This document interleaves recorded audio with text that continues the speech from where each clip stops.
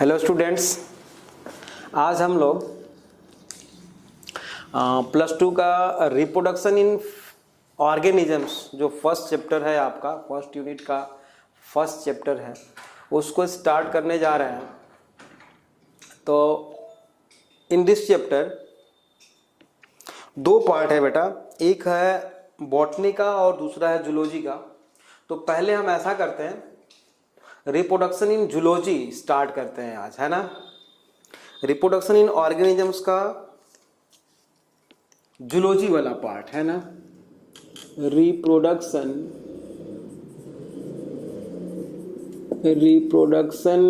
In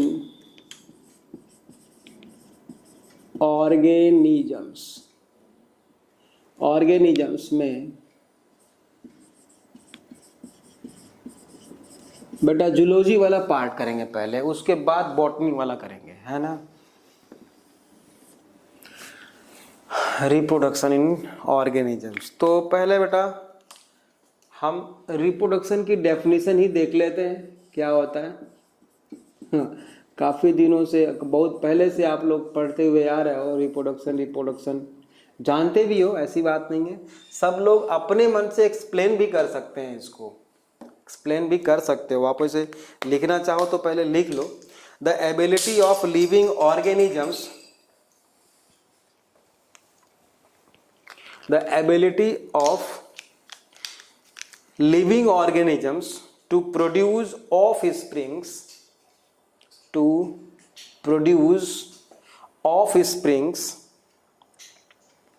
of its own kind for the continuation of the species is called reproduction.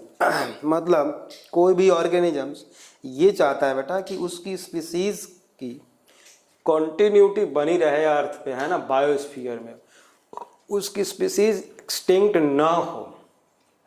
इसको आप कैसे समझ सकते हो? जैसे मान लो कोई यूनिसेलुलर ऑर्गेनिज्म है, उसकी बात करते हैं, मल्टीसेलुलर की बात तो छोड़ दो, यूनिसेलुलर कोई ऑर्गेनिज्म है, माइक्रोस्कोपिक है बेटा, अगर उसके लिए अनफेवरेबल कंडीशन आ गई ना, तो वो क्या करता है कि अपने बॉडी के चारों तरफ, मतलब सेल के चारों तरफ एक सिस्ट डेवलप कर लेता है, मतलब हार्ड कवर डेवलप कर लेता है, जिससे कि वो एबायोटिक फैक्टर जो आउटसाइड फ्रॉम द सेल है, ठीक है, उससे वो अपने आप को प्रिवेंट कर सके, है ना, सिस्ट फॉर्मेशन। तो बाहर का जो भी टेम्परेचर है, पीएच है, उसको अफेक्ट नहीं कर पाएगा, तो उसकी रक्षा हो जाएगी बेटे, है ना, प्रिवेंट कर पाएगा अपने आप को। एंड ड्यूरिंग दिस फेज क्या करेगा बेटा, वो पहले कैरियोकाइनेसिस हो सकता है, मतलब न्यूक्लियस को डिवाइड करेगा, उसके बाद साइटोप्लाज्म को अपने उसके चारों तरफ लाएगा, फिर मतलब सेल अंदर डिवाइड कर लेगी बेटा। जैसे ही फेवरेबल कंडीशन आई, ठीक है, जैसे ही फेवरेबल कंडीशन आई, वो सिस्ट बर्स्ट होगी और बहुत सारे ऑर्गेनिजम्स उससे बाहर निकलेंगे, डेवलप करके एक मैच्योर सेल जैसा कि वो होता है, वो बन जाएंगे। मतलब अनफेवरेबल कंडीशन से अपने आप को प्रिवेंट करने के लिए वो सिस्ट का डेवलपमेंट किया बेटा, और उसके बाद उसने रिप्रोड्यूस किया। मतलब वो नहीं चाहता कि उसकी स्पीसीज जो है एक्सटिंक्ट हो जाए, खत्म हो जाए इस बायोस्फीयर से, है ना। तो कंटिन्यूएशन ऑफ स्पीसीज, है ना, के लिए हर ऑर्गेनिज्म रिप्रोड्यूस करता है। उसके बाद आता है टॉपिक आपका लाइफ स्पैन, है ना। लाइफ स्पैन क्या है? नेक्स्ट है इसे बेटा हेडिंग दो आप, लाइफ स्पैन। ये क्या है? ये होता है बेटा time period between birth to natural death, है ना। It is a time period from birth to natural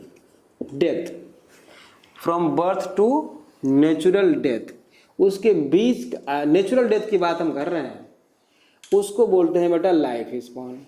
और एक होता है बेटा एवरेज लाइफ स्पॉन, है ना, एवरेज लाइफ स्पॉन। एक होता है maximum life spawn, maximum life span, है ना, मैक्सिमम लाइफ स्पॉन।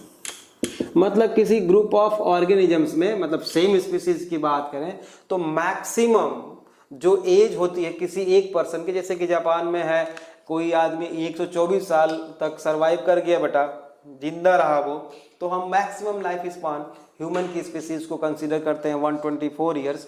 तो मैक्सिमम लाइफ स्पान में लिखिए it is the maximum time period, it is the maximum time period survived by, it is a maximum time period survived by only individual member of species, ठीक है। Example human का होता है बेटा 124 years, 124 साल, है ना। अब दूसरा है बेटा average life spawn, average life span. Average life spawn क्या है? 50, किसी स्पीसीज के बेटा 50% लगभग मेंबर्स जितने साल तक सरवाइव कर सकते हैं उस स्पीसीज का वही क्या होता है, एवरेज लाइफ स्पॉन होता है। तो इसमें लिखिए it is a time period survive bye at least, it is a time period survive bye at least 50% of the individual, 50% of the individual in a population. Example human का कितना है बता सकते हो? घट गया ना, पहले 100 साल था अब घट गया है बेटा, हाँ 80 ईयर्स कह सकते हो आप, 80 ईयर्स है। तो आपके एनसीईआरटी में कुछ ऑर्गेनिजम्स के, एनिमल्स का भी और प्लांट्स का भी एक एवरेज लाइफ स्पॉन लिखा हुआ है। जैसे कि पैरट का होता है बेटा, पैरट का 140 ईयर्स आपके एनसीईआरटी में लिखा हुआ है। क्रो का होता है 15 ईयर्स, है ना, क्रो का होता है 15 ईयर्स। बटरफ्लाई का होता है, लिखते चलो आप लोग, मैं बोल रहा हूँ लिखते चलो। क्रो का 15 years, parrot 140 years, mammoth MAYMOTH, mammoth few hours। Human का चाहो तो आप 100 ईयर्स लिख सकते हो, बट उतना है नहीं, 80 ईयर्स तक हो गया है एवरेज लाइफ स्पॉन, है ना। Elephant 60 to 90 years, dog 20 to 30 years, cow 20 to 25, horse 60, crocodile 60, giant tortoise, ये इंपॉर्टेंट है बेटा, जेंट टॉर्टोइज 200 ईयर्स, है ना, 200 ईयर्स,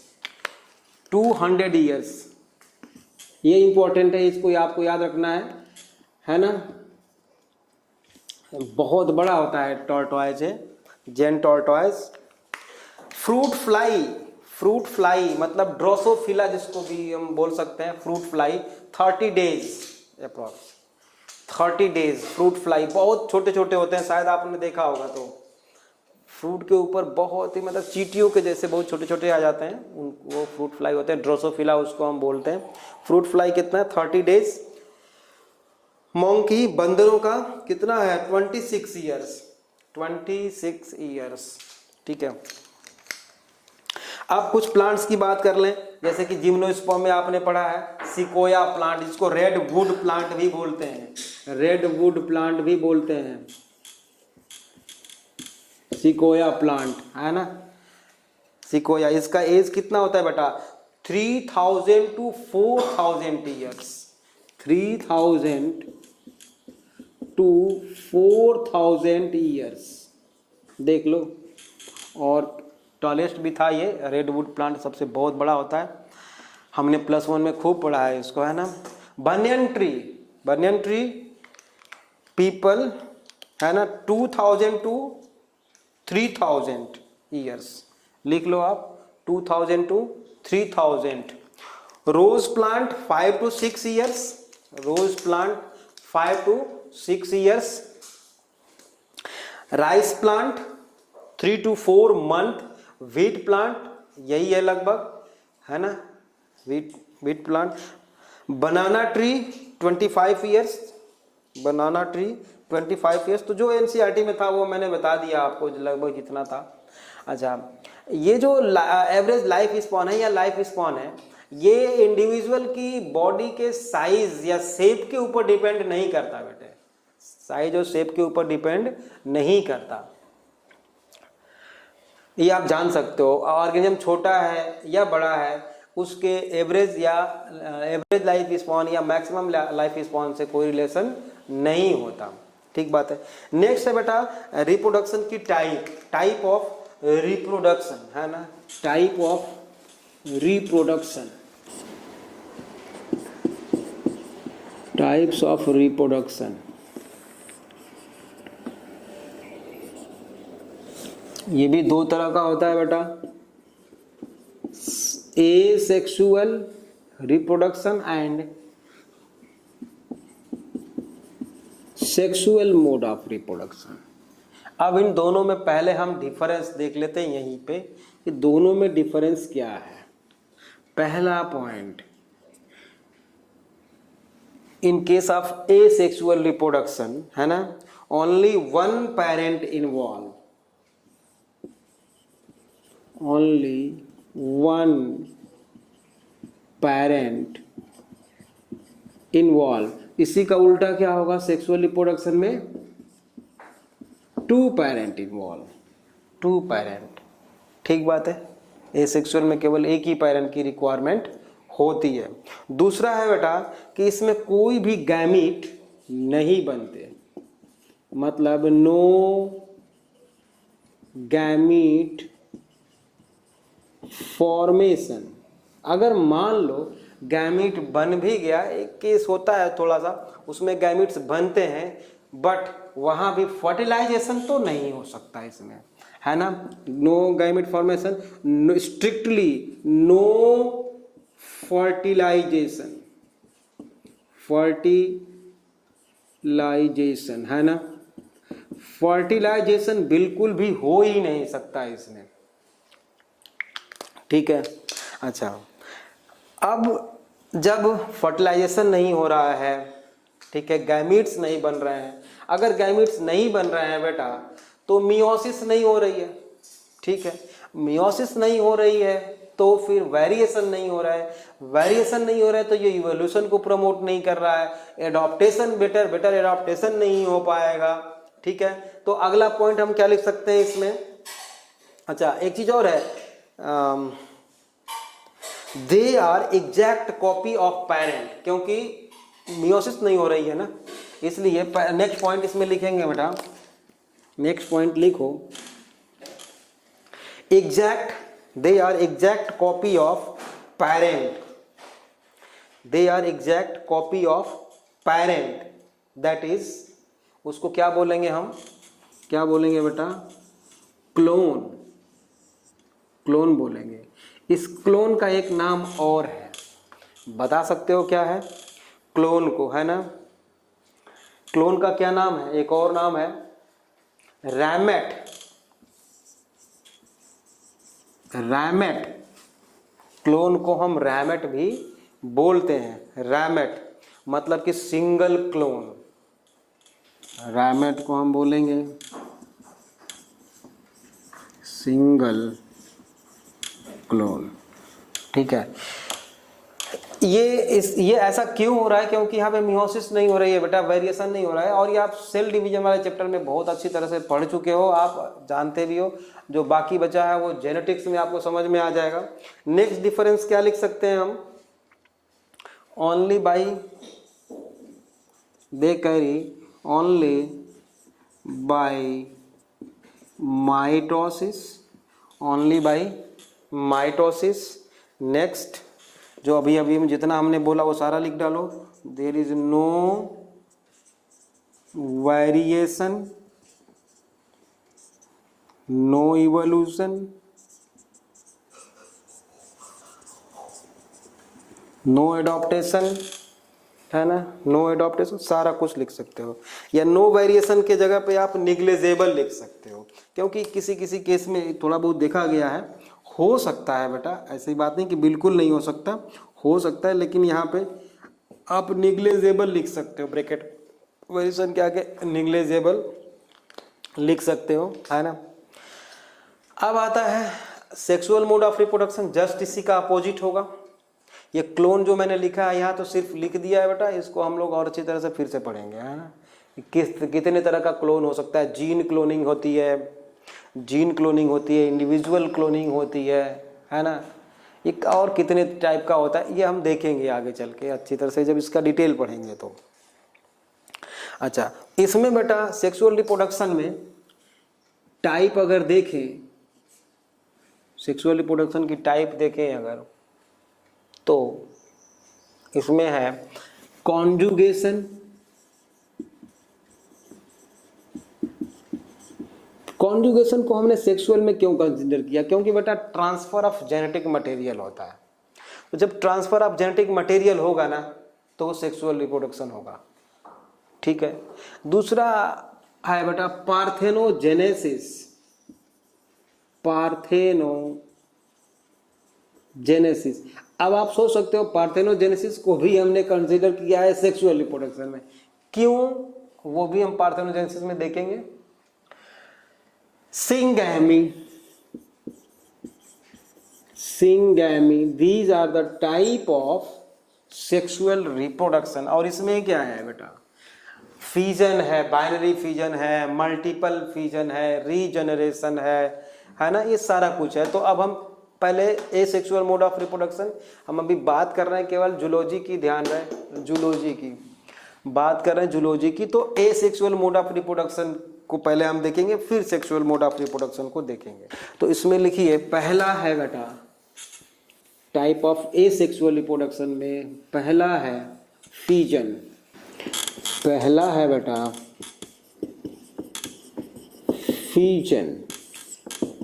फीजन मीन्स टूट के अलग, है ना, फ्यूजन नहीं है ये, फीजन है, मतलब ब्रेक होके बेटा अलग होना, है ना। अब फीजन में भी कई सारे हैं, बाइनरी फीजन है ना, मल्टीपल फीजन है। तो पहला लिखेंगे आप बाइनरी फीजन।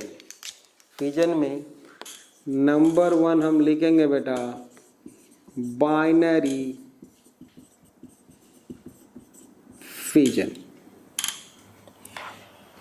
बाइनरी फीजन में आप अगर याद होगा तो, या नहीं भी याद है तो मैं बता रहा हूं, इसमें होता क्या है, अ टाइप ऑफ माइटोसिस है, सिंपल सेल डिवीजन है, and first of all karyokinesis होगा, ठीक है, मतलब karyokinesis followed by cytokinesis, karyokinesis followed by cytokinesis, then a cell split into 2 daughter cells, यही होता है बाइनरी फीजन में।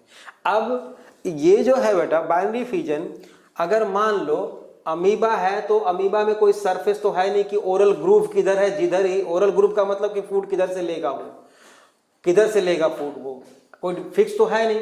स्यूडोपोडिया बना, जहां भी फूड आया स्यूडोपोडिया उसके चारों तरफ बना और उसने क्या कर लिया, इनगल्फ कर लिया फूड को, तो कोई फिक्स पोजीशन तो है नहीं सेल के ऊपर, ठीक बात है। तो सिंपल बाइनरी फीजन है। अगर मान लो यूग्लिना है तो यूग्लिना की बॉडी लॉन्गिट्यूडिनल है, वो ओरल ग्रुप एक तरफ है तो वहां से फूड लेगा वो, ठीक है ना। तो मतलब उसके बॉडी में एक पोस्टीरियर और एक एंटीरियर फिर रीजन डिसाइडेड है, ठीक है। तो यूग्लिना में लॉन्गिट्यूडिनल होता है, बॉडी के लंबवत ऐसे, है ना, लॉन्गिट्यूडिनल बाइनरी फीजन होता है। पैरामीशियम है, ओरल ग्रुप उसका बीच में है तो वो ट्रांसवर्स, वहीं से ट्रांसवर्स बाइनरी फीजन होता है, ठीक बात है, ट्रांसवर्स बाइनरी फीजन। तो बाइनरी फीजन भी कई तरह का हो सकता है, लेकिन बाइनरी फीजन एक्चुअल में है क्या बेटा, कैरियोकाइनेसिस फॉलोड बाय, लिखो बाइनरी फ्यूजन में लिखो आप, in this type of reproduction, binary fusion में बोल रहा हूं मैं, reproduction, the parent cell undergo karyokinesis, the parent cell undergo karyokinesis followed by cytokinesis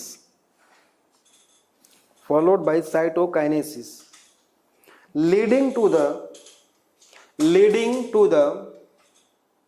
formation of two daughter cells. Example amoeba, और इसको हम अगर डायग्रामेटिक रिप्रेजेंट करना चाहें बेटा, तो ये मान लो यहाँ पे इसका एक न्यूक्लियस है, ये अमीबा है, ठीक है। तो पहले मैंने बोला कि कैरियोकाइनेसिस होगी, मतलब ये जो है न्यूक्लियस डिवाइड होकर के दो बन गया बेटे, ऐसा। फिर क्या हुआ, न्यूक्लियस का डिवीजन हो गया लगभग कंप्लीट, ऐसा। फिर अब कैरियोकाइनेसिस तो हो गया, अब होगा बेटा साइटोकाइनेसिस, मतलब सेल ऐसे डिवाइड हो जाएगी, दो डॉटर सेल्स में, मतलब एक इधर और एक इधर, ये है ना, सिंपल ये बाइनरी फिजन हो गया, ठीक बात है। अब दूसरा लिखिए आप, ये तो सिंपल बाइनरी फिजन हो गया, फिजन का ये टाइप है। नेक्स्ट है बेटा, नेक्स्ट लिखो, इसको सिंपल बाइनरी फिजन ही बोलते हैं, सिंपल बाइनरी फिजन, चाहो तो आप यहाँ पे लिख लो, सिंपल फिजन में सिंपल बाइनरी फिजन का एग्जाम्पल था। दूसरा है बेटा, या बी होगा, जो भी होगा, बी होगा, लिखिए longitudinal binary fission, longitudinal binary fission, longitudinal binary fission body के, है ना। इसमें लिखिए इन दिस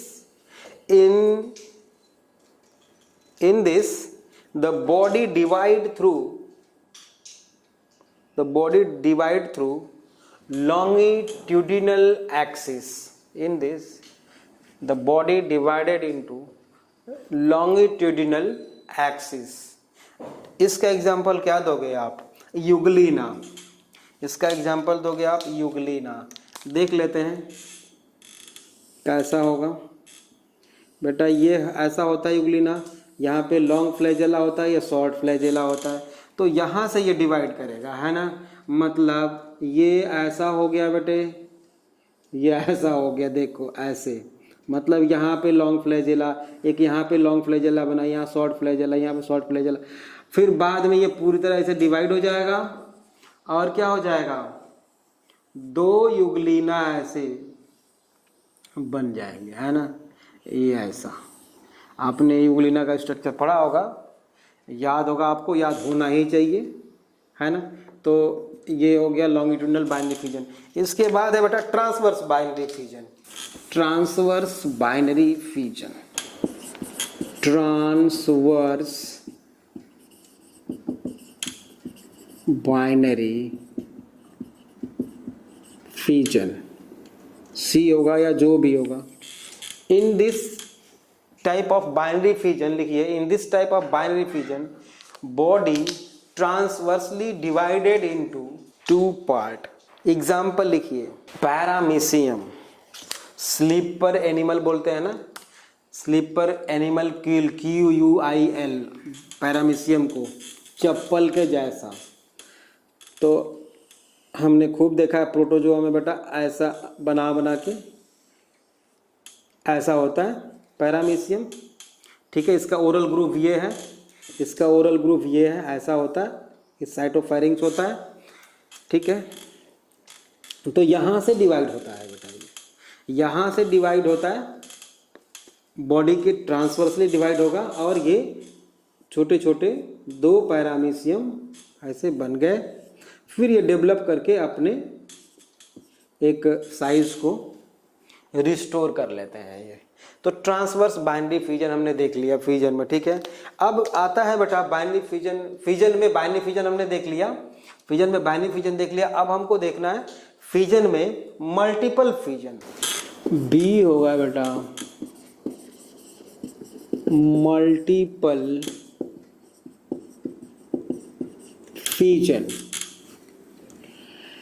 ये हम यहाँ पे प्लाज्मोडियम का एग्जांपल ले रहे हैं, या आप कोई भी यूनिसेलुलर का एग्जांपल ले सकते हो। जैसे मान लो कोई यूनिसेलुलर ऑर्गेनिज्म है, अनफेवरेबल कंडीशन आई, जिसके बारे में अभी थोड़ी देर पहले हमने बोला था।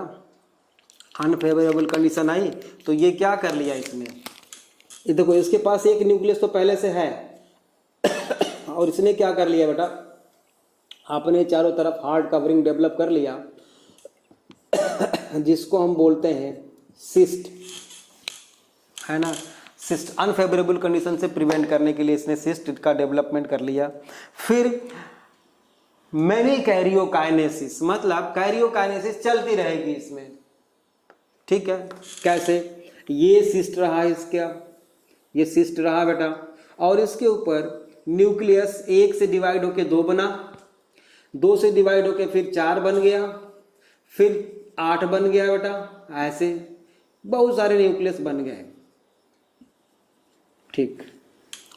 Many karyokinesis followed bye 1 cytokinesis, मतलब अब जैसे ही फेवरेबल कंडीशन आएगी बेटा, इन सभी के ऊपर क्या हो जाएगा, इन सभी के ऊपर ऐसे सेल वॉल डेवलप कर गई, सॉरी सेल वॉल मैंने बोल दिया मेम्ब्रेन डेवलप कर गई, और कुछ थोड़ा थोड़ा साइटोप्लाज्म लेकर के अपने आप को ये एक इंडिविजुअल सेल बना लिया, ठीक है। लेकिन छोटे हैं ये, छोटे हैं ये। फिर बाद में फेवरेबल कंडीशन आएगी तो ये बर्स्ट होगा सिस्ट, और ये सारे के सारे बाहर निकल आएंगे बेटा, ये सारे के सारे बाहर निकल आएंगे, और जितने हैं वो सारे के सारे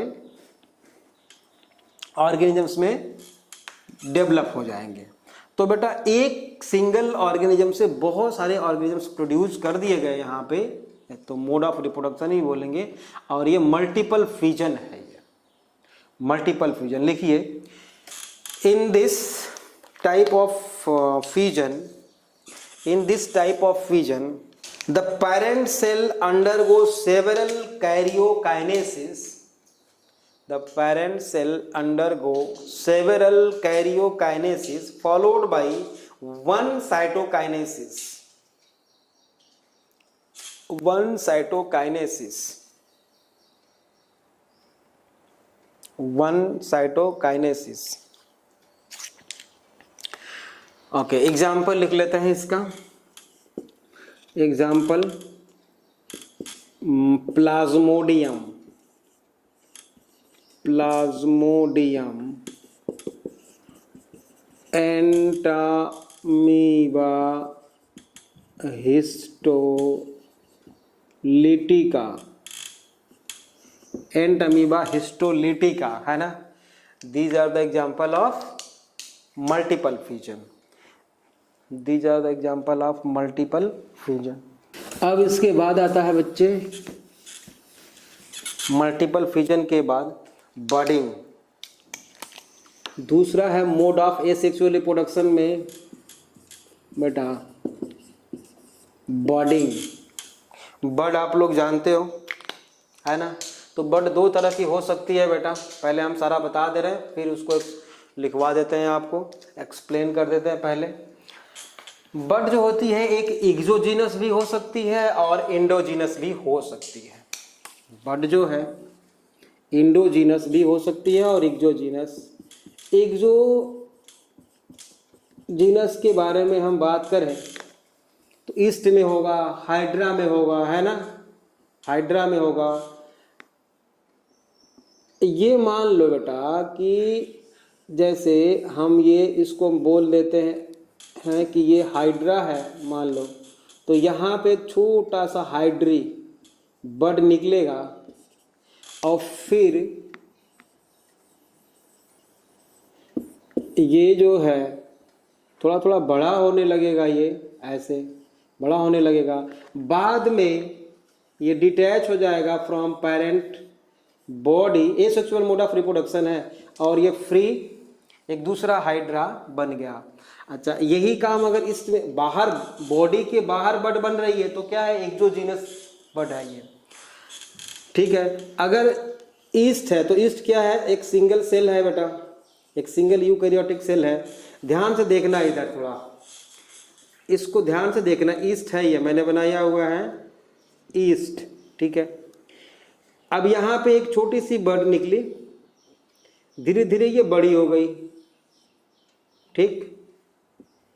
अब क्या होगा, फिर यहाँ ये पेरेंट बॉडी है, ये पेरेंट बॉडी है, ये पहले वाला, यहाँ से फिर दूसरी बड निकली, तो यहाँ पे जब दूसरी बड निकलेगी बेटा तो इसको पुश कर देगी उधर के तरफ, तो ऐसे अब एक बड तो यहाँ पे आ गई, एक यहाँ पे, एक यहाँ पे, ऐसे ही ऐसे ईस्ट की चेन बन जाती है। इसको बोलते हैं बेटा टोरूला स्टेज, टोरूला स्टेज। और इस प्रोसेस को क्या बोलते हैं, टोरुलेशन, टोरुलेशन याद रखना, ईस्ट में इसको क्या बोलते हैं हम, टोरुलेशन। तो एक्सोजीनस बर्ड किस में पाई जाती है बेटा, हाइड्रा में, ईस्ट में, और कुछ स्पॉन्जेस में भी पाई जाती है जैसे कि साइकॉन में। तो आप लिखवा देते हैं, पहले इसको लिख लो, बडिंग में लिखो, ये डायग्राम भी बना लेना है आपको। In this mode of reproduction, in this mode of reproduction, bud appear from the body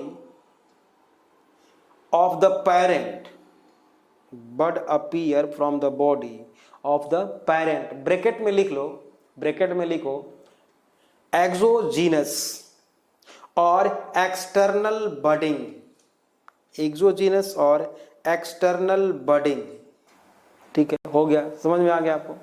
अच्छा चलो तो कंटिन्यू कर लो, उसी में लिख लो, फिर हम बता देते हैं। और within the body of parent, और within the body of parent, in bracket क्या लिखोगे, एंडोजीनस, है ना, एंडोजीनस और इंटरनल बडिंग, इंटरनल बडिंग, और ओवर जेम्यूल फॉर्मेशन, और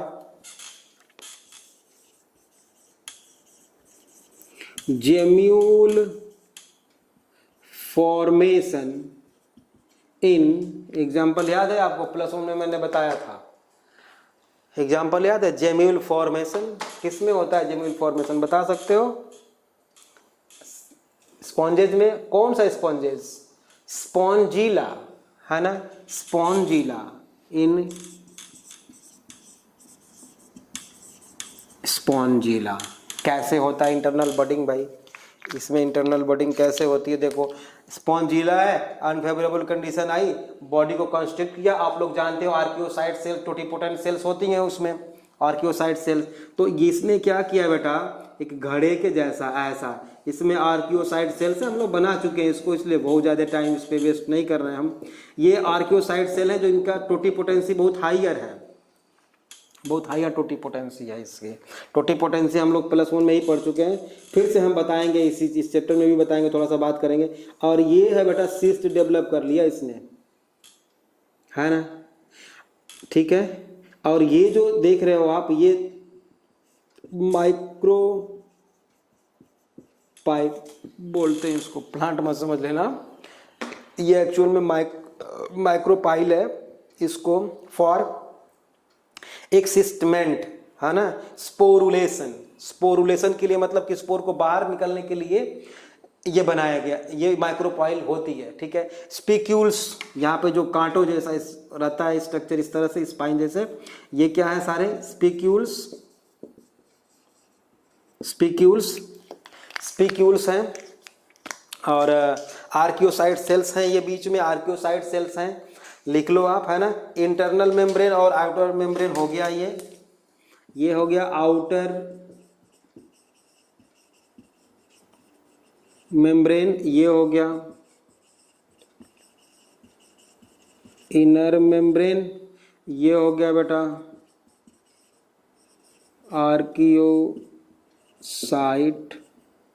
आर्कियोसाइट्स या आर्कियोसाइट सेल्स।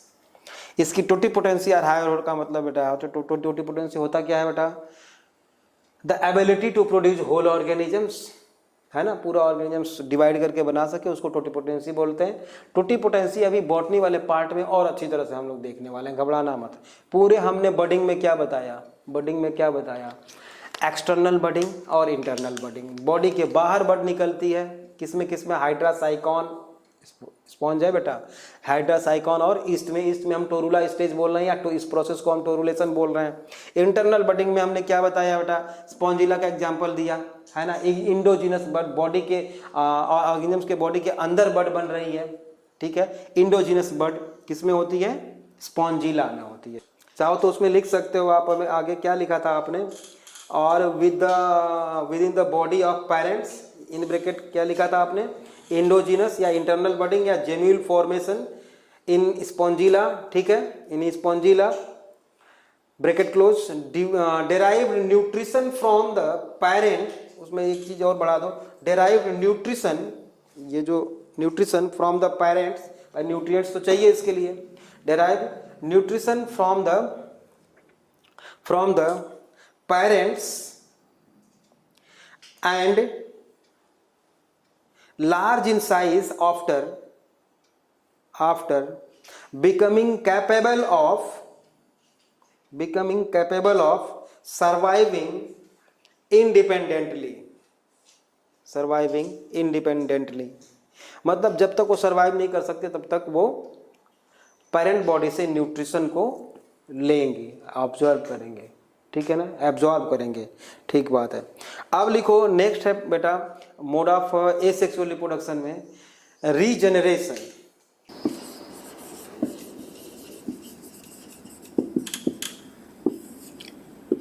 फिजन पढ़ लिया हमने, बडिंग पढ़ लिया हमने, एनिमल्स में पढ़ रहे हैं बेटा केवल हम।